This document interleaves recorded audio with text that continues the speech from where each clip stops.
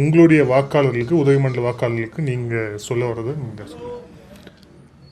எங்களுடைய வாக்காளர் பெருமக்களுக்கு நான் சொல்ல வருவதென்றால், இயற்கை அன்னை கொடை இவ்வளவு அவ்வளவு அல்ல, நீலகிரி மக்கள் மீது அவ்வளவு இயற்கை அன்னை கொடை தந்திருக்கிறார்கள்.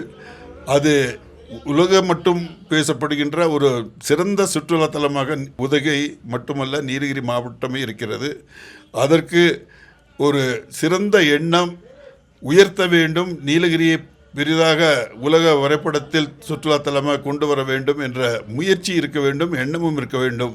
துரதிருஷ்டவசமாக இதுவரை அந்த மாதிரி ஒரு பிரதிநிதிகள் வரவில்லை.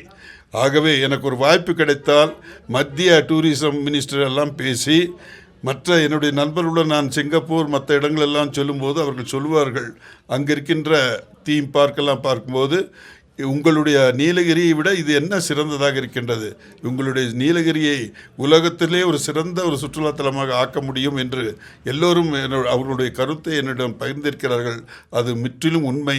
நிச்சயமாக ஒரு வாய்ப்பு கிடைத்தால் மத்திய அரசுக்கு நிறைய திட்டங்கள் இருக்கின்றன டூரிசம்லேயும். ஒன்றா மோடிஜி அவர்களுடைய சிந்தனை, அவருடைய எண்ணம் ஒவ்வொரு பகுதியிலும் டெவலப் பண்ணணும்னு சொல்லி பல திட்டங்களை வைத்திருக்கிறார்கள்.